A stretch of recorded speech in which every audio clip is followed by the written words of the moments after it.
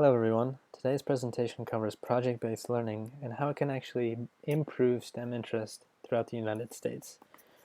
The purpose of this presentation is to understand what project-based learning is, to examine what students can gain from this approach and how it can better prepare them for STEM careers, and lastly, to outline how to actually bring PBL to K-12 schools. So just a bit of a background, most students in the United States are not interested in STEM. For one, STEM subjects tend to be challenging, but even more than that, STEM just isn't engaging in the current educational model. It's also been found that high school curriculums do not adequately prepare students for the workforce.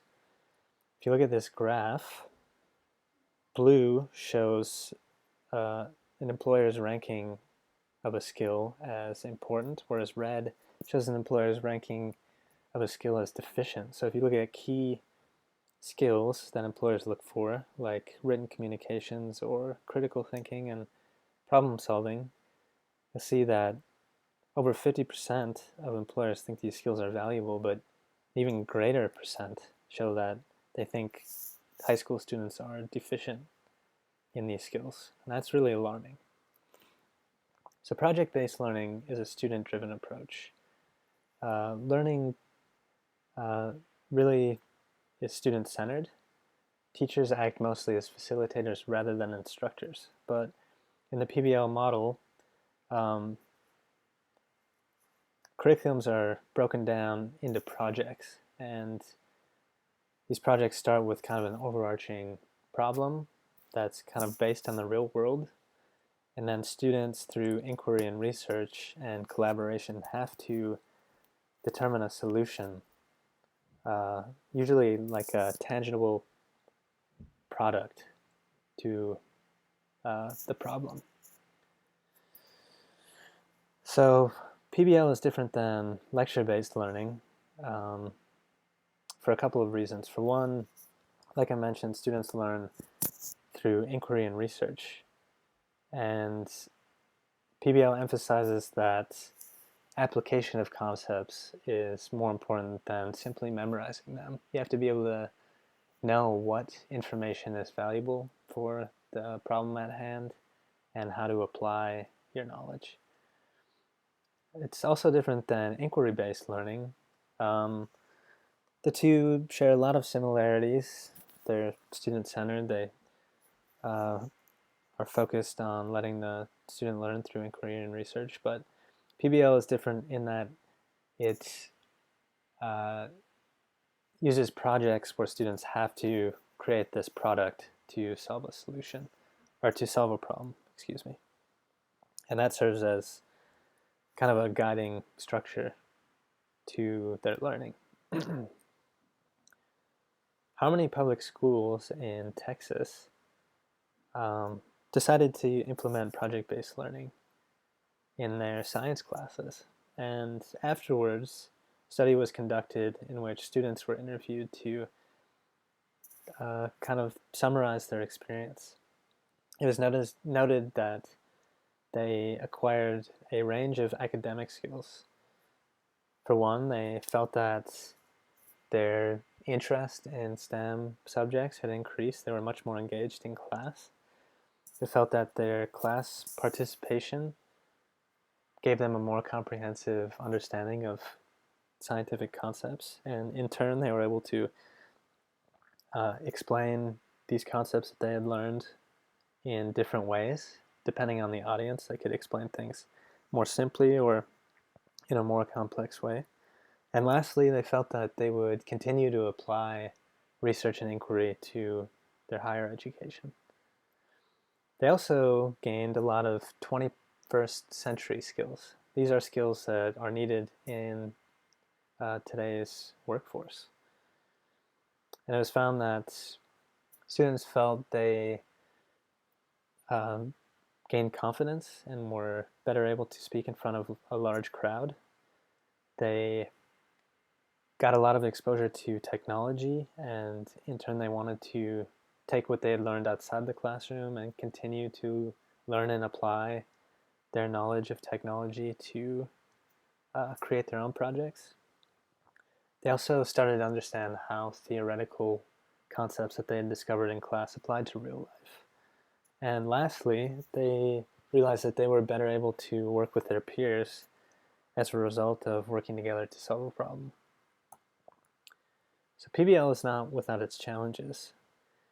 Since it's an approach that's focused on a project as kind of a structure to student learning, these need to be properly planned, designed, and monitored by teachers in PBL. And that is absolutely crucial to make sure that students are learning. But a consequence of this is that projects can take longer than planned. So teachers need to be able to adjust on a daily basis to make sure that they're accomplishing the curriculum. Students have to be self-driven. They have to not just expect teachers to give them information, but understand that struggling with the concept is part of the learning process. Teachers who are used to a lecture-based approach oftentimes feel the urge to just explain concepts and provide information to students when they're struggling, when they really just need to let them learn on their own. Or the opposite happens, where teachers give students too much freedom and students start going down tangents to the problem at hand that end up not being related to it at all, and they get totally lost. So they do need some scaffolding from teachers to make sure that they stay on track. Teachers can also find it difficult to include technology in their projects depending on what the project is. And lastly, teachers have to design a unique assessment for each project that can determine what students have learned, and that can be a real challenge simply because the assessment will be different for every project. So project-based learning actually falls in line with a lot of the relatively new Common Core set of standards. So the Common Core says, for instance, that long-term units should be emphasized over daily lesson planning. Well, PBL already accomplishes this because projects are units and students work on the unit throughout their time in school. It's not based on a daily lesson plan.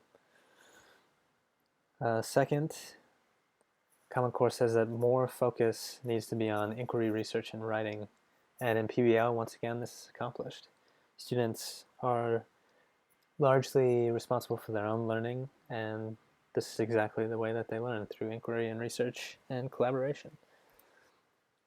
Common Core also wants students to know that there's not just one right answer to a problem, and in PBL, students learn to continuously learn and build their knowledge through this inquiry process. Common Core makes it clear that teaching environments must enable students to succeed, and in project-based learning, teachers and projects serve as facilitators and scaffolding to the learning process.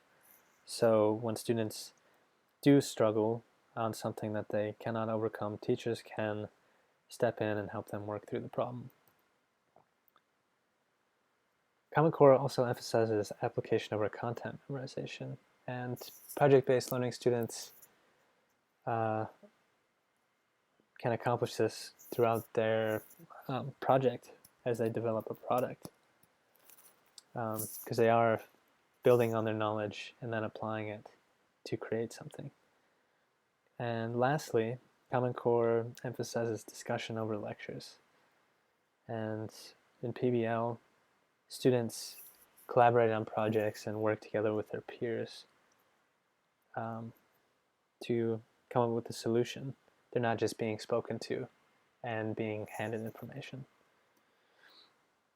So another case study in Detroit public schools showed that schools that implemented PBL in science education reform tended to score higher on standardized tests. Between 7th and 8th grade students, they scored 14% higher than students who were not in PBL classes.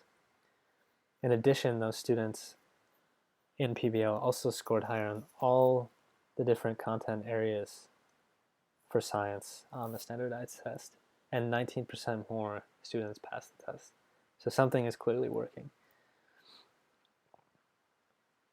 So how can we bring PBL to K through 12 schools? Well, first, teachers need to be trained to this new approach.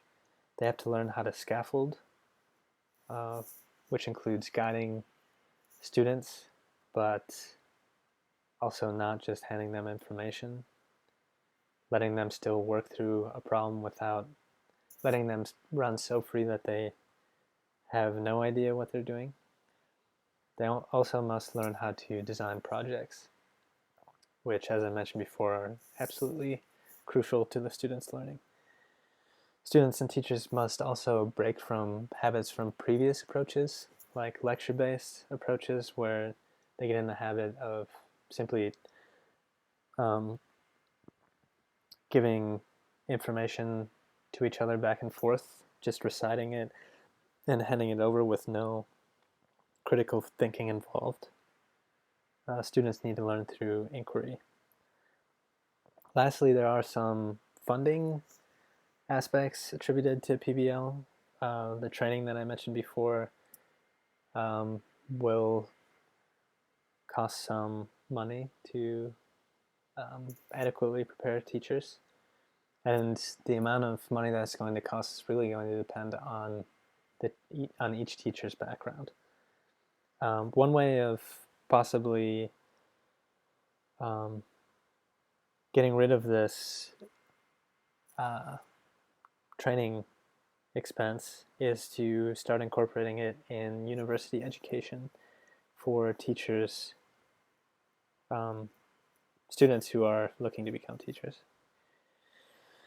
And also there are some technology costs associated with PBL, but I mean, as could be seen by Common Core, the new standard for all schools is to include technology. So no matter what school students are attending, they're always going to have some kind of technical costs associated with their education. And there most likely won't be much discrepancy between PBL and traditional lecture-based classrooms. So to sum up what we learned in the presentation today, it's pretty clear that the US must do something about its STEM educational system in order to remain a leader in STEM innovation. So far, only 1% of US schools are using a PBL approach, but it's been seen through some case studies here that I presented and others that students who learn through a PBL approach are much more engaged, and they develop 21st century skills that employers look for. So overall, that should bring a much greater number of students through the STEM pipeline from K through 12 and on to post-secondary education that can be put into the STEM workforce in the US and continue the US's trend of being an innovation leader. So thank you for your time. I appreciate it.